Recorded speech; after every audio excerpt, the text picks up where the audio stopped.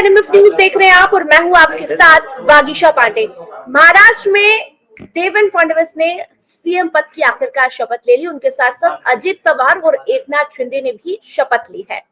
उसके बाद देवेंद्र फडणवीस की पत्नी अमृता फडणवीस ने एक पोस्ट किया सोशल मीडिया पर, ट्विटर पर। उन्होंने उस पोस्ट में देवेंद्र फडणवीस की शपथ लेते हुए वीडियो डाली और साथ ही साथ उन्होंने शपथ ग्रहण दिन जो साड़ी पहनी हुई थी उसका भी एक फोटो डाला है। साथ में अमृता फडणवीस दिखाई दे रही है एक पोस्ट में और एक तरफ विंडो में आपको देवेंद्र फडणवीस जो शपथ ले रहे हैं वो दिखाई दे रहे हैं।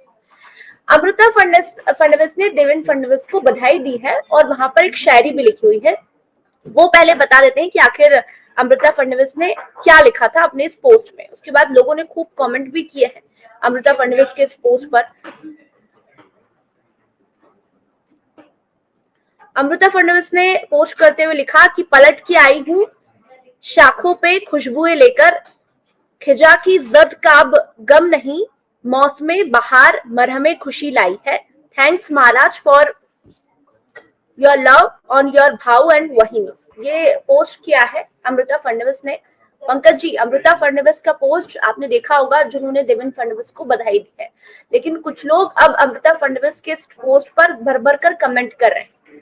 उन्हें लिख रहे हैं कि प्लीज भाभी जी, प्लीज वहीनी, देवा भाव मुख्यमंत्री तो बन गए लेकिन आप जाहिलों के साथ रील मत बनाइएगा। इस तरह के कमेंट कर रहे हैं। एक यूजर ने तो हद कर दी। एक यूजर ने लिखा काला धब्बा, ये महिला का दिमाग खराब है पक्का, नया नया हवा लग रहा है बॉलीवुड का, हर जगह मॉडलिंग दिखाना शुरू कर देती। आप बताइए, इस तरह की भाषा का उपयोग करना वो भी एक मुख्यमंत्री की पत्नी के लिए, और मुख्यमंत्री की पत्नी तो बाद में है, पहले वो एक बैंकर है, सामाजिक कार्यों में हमेशा दिखाई देती है, एनजीओ चलाती है। क्या कहेंगे आप इस पर? वागीशा, जब तक अमृता फडणवीस कौन है लोग जानेंगे नहीं, तब तक इस तरह की टिप्पणियां होती रहेंगी। इनके माता पिता दोनों डॉक्टर थे। जो पिताजी थे शरद रानाडे साहब, वो जाने माने ऑप्थेल्मोलॉजिस्ट थे महाराष्ट्र के, और जो चारुलता रानाडे जी थी, इनकी जो माँ थी वो गायनो थी, गायनोकोलॉजिस्ट। ये डॉक्टर माता पिता के यहाँ पली बढ़ी। उसके बाद इकोनॉमिक्स से इन्होंने ग्रेजुएशन किया और सिम्बायोसिस जैसे इंस्टीट्यूट से एमबीए इन फाइनेंस है ये। और नौकरी कहां से शुरू की, आज तो हर कोई जानता है, एक्सिस बैंक में एक कैशियर के रूप में, ट्रेनी कैशियर के रूप में शुरू की नौकरी अपनी, और आज उसी एक्सिस बैंक की वाइस प्रेसिडेंट है ये। और ये वर्ली वाला जो आप देखते हैं ना एक्सिस बैंक का हेडक्वार्टर, वहां पे ये बैठती है। और सिर्फ ऐसा नहीं है कि सिर्फ पढ़ने लिखने में बहुत होशियार थी, इनका गाना बहुत, ये कॉमर्शियल सिंगर है। 9 साल की आयु से इन्होंने क्लासिकल सिंगिंग की ट्रेनिंग ली है। बहुत सारी फिल्में आपने देखी होगी। प्रकाश झा की जय गंगाजल देखा है? जी बिल्कुल सुना है। जय गंगाजल, हाँ, वो टाइटल सॉन्ग जो था ना, वो अमृता फडणवीस ने गाया था।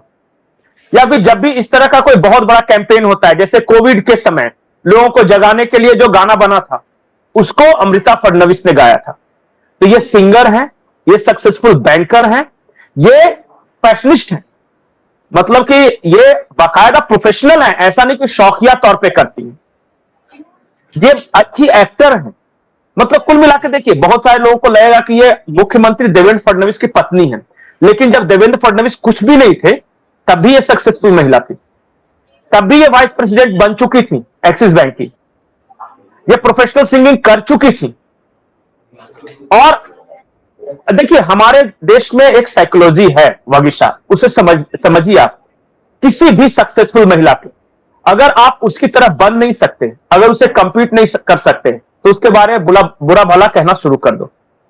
अरे पहले अमृता फडणवीस बन के दिखाओ, पहले क्लास टॉपर बन के दिखाओ स्कूल से, उसके बाद जाके सिम्बायोसिस जैसे इंस्टीट्यूट से मास्टर्स इन फाइनेंस करके दिखाओ एमबीए, और फिर किसी बैंक का वाइस प्रेसिडेंट बन के दिखाओ। और इतना ही नहीं वागीशा, अच्छा बताइए, भारत में कितनी महिलाएं ऐसी है जिसको डोनाल्ड ट्रंप में, जब उसका पति मुख्यमंत्री नहीं है तब की मैं बात कर रहा हूं, जब डोनाल्ड ट्रंप में उन्होंने एक नेशनल फेस्टिवल कार्यक्रम चलाया था वहां, और वहां पे भारत से सिर्फ 3 महिलाओं को आमंत्रित किया गया था, उसमें अमृता फडणवीस थी।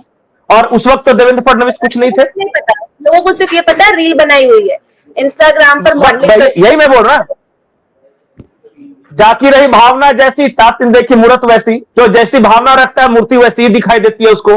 किसी को भगवान श्री रामचंद्र जी दिखाई दे रहे हैं और किसी को एक पाषाण पत्थर नजर आ रहा है। अमृता जी मतलब कि एक सक्सेसफुल वुमेन जी एनजीओ के काम करती है, लोगों के बीच रहती है, मुझे लगता है वो लोगों को दिखाई नहीं देता, लेकिन अगर एक रील सामने आ जाए तो उसको जिंदगी भर कोसने का काम करते हैं। नहीं, इन्होंने क्या क्या किया, इनकी उपलब्धियां देखिए। मुंबई में नदियों को लेकर बहुत पॉल्यूशन था और ये अकेली महिला अपने दम पर मुंबई रिवर एंथम इन्होंने गाया, प्रमोट किया, वो 4 नदियों को स्वच्छ कराया मुंबई की। उसके बाद एसिड अटैक विक्टिम्स इस देश में आपको पता है हर राज्य में है। अमृता फडणवीस अकेली वो महिला थी जिन्होंने अपने राज्य में एसिड अटैक विक्टिम्स के लिए 5 लाख तुरंत मुआवजा मिले उसके लिए लड़ाई लड़ी है इन्होंने। और ये ऐसा नहीं कि इनके पति थे इसलिए लड़ गए, कैलिबर है खुद में। और अच्छा, बहुत सारे आपने नेताओं की वाइफ को देखा होगा, विद ड्यू रिस्पेक्ट, मैं सबके बारे में कुछ नहीं करना चाहता। सबको कब देखा है? चुनाव प्रचार में माथे पे पल्लू रख के मेरे पति को वोट दे दीजिए या मुझे वोट दे दीजिए, इसी के लिए ना।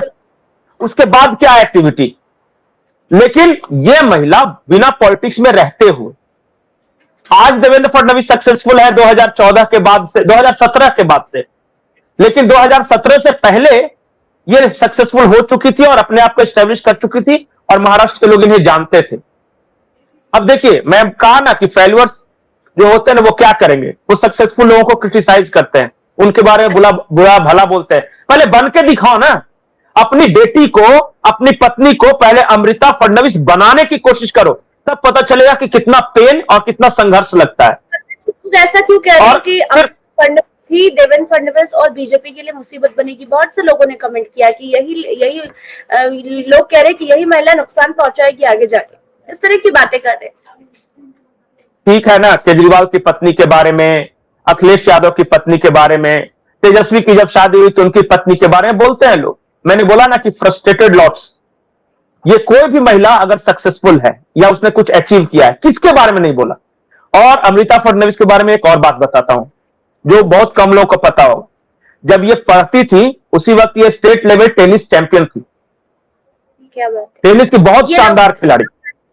हमने डिस्कशन किया ना कि लोग नेगेटिव उस पर कर रहे हैं, लेकिन पॉजिटिव चीजें क्या है? साड़ी बकायदा पहनी थी पीले रंग की, बहुत ही सुंदर दिखाई दे रही थी। उस दिन प्रॉपर मराठी वेश में वो शपथ ग्रहण समारोह में पहुंची थी, वो फोटो उन्होंने डाल दी। लेकिन लोगों को क्या याद आया? रील। आप रील मत बनाइएगा, आप ऐसे जाहिल लोगों के साथ रील मत बनाइएगा। आप इंस्टाग्राम पर मॉडलिंग करती हैं, आपके पति अब शपथ ले चुके हैं, वो मुख्यमंत्री बन चुके हैं, आप ध्यान रखिएगा। ऐसी बात नहीं, शपथ ले ली, अगर पति शपथ ले लिया तो पत्नी को क्या करना चाहिए? घर बैठ जाए? उन्हें क्या करना चाहिए? एक महिला जो कि स्टेट लेवल टेनिस चैंपियन है, जिसने सिम्बायोसिस जैसे इंस्टीट्यूट से एमबीए इन फाइनेंस किया है, जो एक्सिस बैंक की वाइस प्रेसिडेंट है, जिसने लग्जरियस फैशन ब्रांड एंग्रिया जिसने लॉन्च किया है, जिसकी पूरे भारत विदेशों में धूम है, जिसे डोनाल्ड ट्रंप बुला रहा है, जो सोशल वर्क कर रही है। किसको पचता है इतना सक्सेसफुल एक महिला जिसकी अपनी स्वतंत्र पहचान हो, जो कि पति के नाम से नहीं जानी जाती हो, अपने स्वतंत्र नाम से जानी जाती हो? कितने लोगों को पचते हैं? मैंने कहा ना कि देखिए, उस दकियानूसी ख्यालात से लोगों को सिर्फ इतना ही समझ में आया ना कि एक रील्स बनाती है, और बाकी अचीवमेंट्स। चुनाव के दौरान भी देवेंद्र फडणवीस ने रिएक्ट भी किया, फिर ऐसे लोगों को जवाब दिया। चुनाव के दौरान भी खूब लोगों ने कमेंट किए थे देवेंद्र फडणवीस और उनकी पत्नी पर कि देखिए, आप चुनाव लड़ रहे हैं, आप चुनाव प्रचार कर रहे हैं, आपकी पत्नी तो किसी के साथ रील बना रही।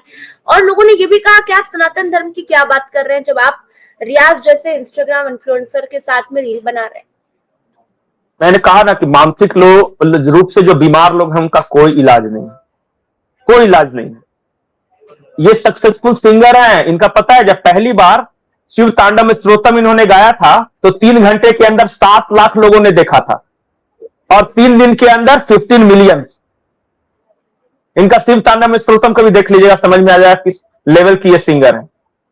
मैंने कहा ना कि जिसको जिस तरीके से, लेकिन मुझे पता नहीं था कि अमृता जी ने भी शिव तांडव स्त्रोतम गाया हुआ है। मैंने अच्छा बताइए, इनको पता है बेस्ट वॉइस का अवार्ड भी मिला है 2019 में।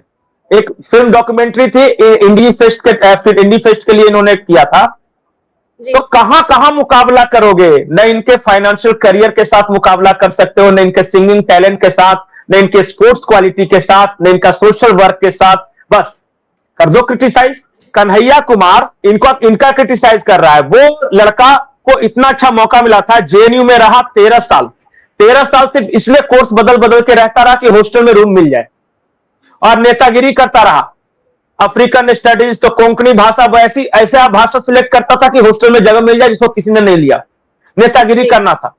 और नेता भी कैसा सक्सेस कि आज तक एक भी चुनाव जीता नहीं, एक भी चुनाव जीता नहीं। और वो सीधे गालियां किसे दे रहा है? तो सीधे मोदी से लेकर अमिताभ फडणवीस तक। अरे भाई, पहले खुद तो कुछ अचीव कर जाओ।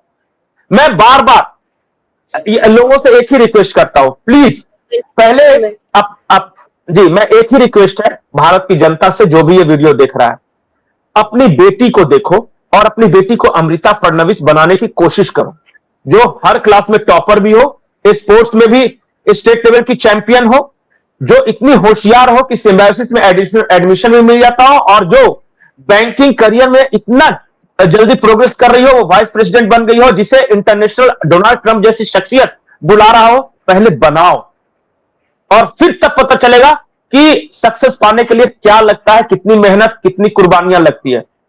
और देवेंद्र फडणवीस की पत्नी है तो कुछ भी बोल देना है, ऐसा थोड़ी है। कल को जाके कोई डिंपल यादव के बारे में बोल रहा है, कोई तेजस्वी यादव की पत्नी के बारे में बोल रहा है। अब यही चलेगी इस देश की राजनीति, ऐसे ही चलेगी। किसी के घरेलू मामले में किसी की पत्नी को, किसी की बच्ची के बारे में इस तरह की बात कर लो, और ऐसे आप सक्सेस करोगे। ये डिस्कस हमने इसीलिए किया है ना कि जो लोग क्रिटिसाइज कर रहे हैं उन्हें ये जवाब मिले कि अमृता फडणवीस है क्या, मुख्यमंत्री की पत्नी होने से पहले वो क्या क्या करती है, वो लोगों को जानना जरूरी था, इसीलिए हमने लोगों को बताया। और इस पूरे डिस्कशन के बाद मैं तो यही कहूंगी कि यदि आप किसी के बारे में अच्छा नहीं कह सकते तो आप किसी को बुरा भी मत कहिए। आपको ये वीडियो कैसा लगा? इस वीडियो पर ज्यादा से ज्यादा कमेंट कीजिए, इस वीडियो को ज्यादा से ज्यादा शेयर कीजिए। धन्यवाद।